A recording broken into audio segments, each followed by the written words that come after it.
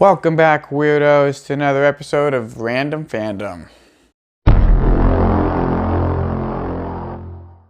So, Sam, there are a few things I'd like to be better at in our business. I would love to know more names of plants. I'm the worst for names of anything. They just come in and they go out, so I don't name a lot of plants very well. That can be really frustrating, especially when I'm talking to clients. So if I just knew more names, that would help. I could use a little bit more time to really research the background of a lot of our local plants that we see lots. I kind of generalize plants. I've done more hardscape in the past rather than gardening, so when it comes to plants, I can be a little rough. So any of that sort of thing would be a big help.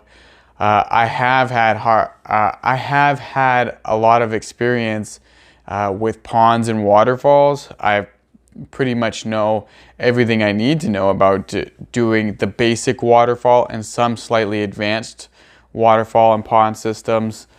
If I was going to add it to the business, I would just have to figure out pricing and advertising for that.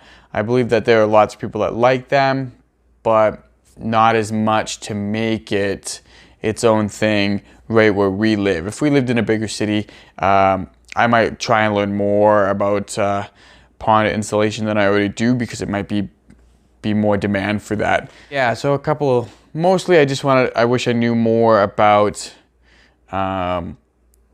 local plants and their environment that they strive in, and how to maybe prune them, even though I have learned quite a bit in the last little year and 2 years about pruning back our local plants and even some non-local plants that people have in their yards. I bought books and we've done some research, and I always try and do, if I know I'm going to prune something specific, I'm going to try and do my research in advance. And so if I'm going to go to a job site, I want to freshen up the night before so that when I'm there, all the information's fresh in my head. But I wish that I could just keep that information in my brain on some of the smaller plants and be able to name them a little bit better. Because I think it looks a little unprofessional when I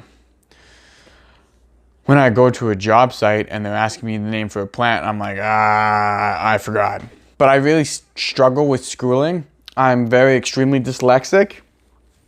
And even though I was in some programs to help me with my dyslexia, I also moved a lot, not just from like one location to another in the same town, but I moved across Canada and I moved across the United States, and every place I went, they had to redo tests and stuff to help find what level I was at and come up with a new plan. And it seemed like there was lots of talk of what we were going to do, but then by the time things started to fall in place for action-wise, we would just move. So I never really developed outside of my dyslexia phase. Like, I still struggle with reading. And writing, I'm super bad at. I'm almost illiterate when it comes to writing. And so that actually deters me from reading and writing things now. I just don't enjoy that sort of thing. But thank goodness for YouTube and podcasting. I listen to tons of podcasts, and I watch a lot of YouTube videos and online videos. And I believe that the future in education is going to look bright if they start implementing these two things more often. To tell you the truth, if I see someone do a job, I'm right there to watch them do it. Within a few minutes, I can do it pretty much on par, like as good as I need to do it. I'm a very quick, on-hands learner.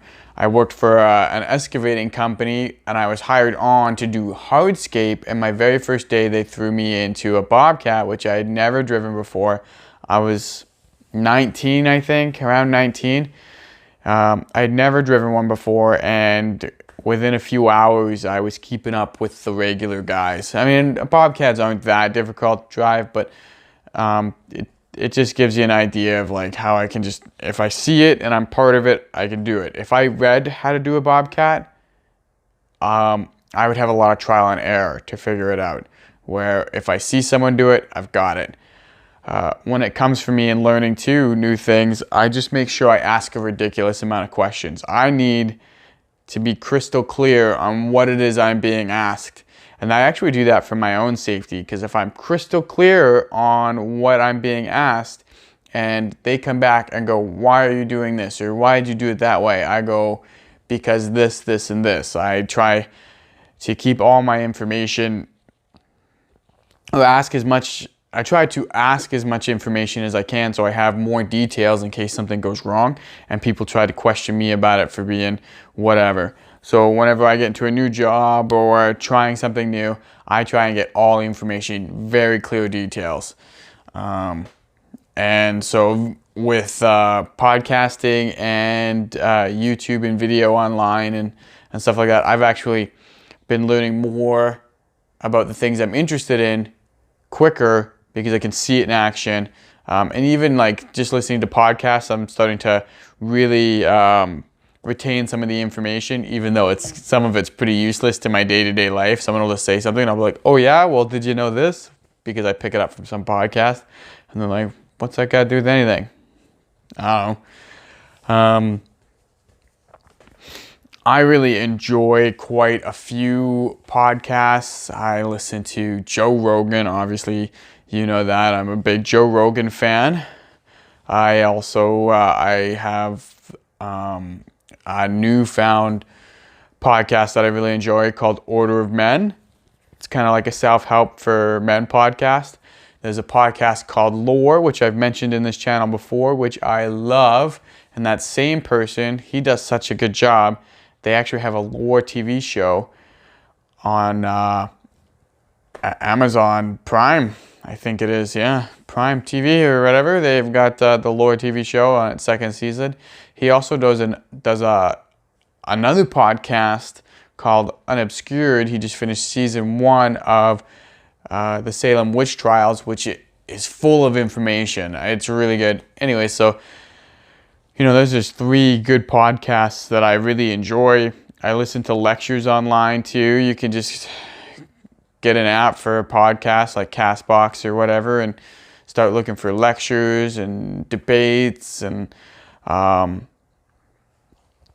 these things in just on your phone. So when I'm at work, I can just put my headphones in and listen to it and start learning. And I enjoy that. I wish that this was a way that we did things actually in school. I probably would have retained more information. So I think, for dyslexic people in the future, like I'm very dyslexic, I think that this sort of stuff being implemented could be a big help. Videos and podcasts. I know that when our kids are older and they need help with homework and I'm not going to know the answers, we're all just going to be watching it on YouTube. And so, Sam, I also know that you are dyslexic and you had a bit of a different upbringing with that, where your mom had helped you try and get as much resources as you can. Maybe you can elaborate on that a little bit and tell everybody kind of how that went for you.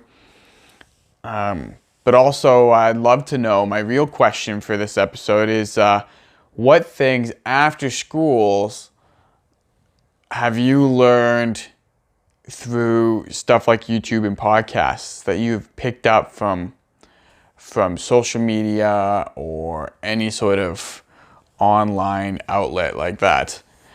Thanks for watching, guys. We're kind of behind on uploading these videos.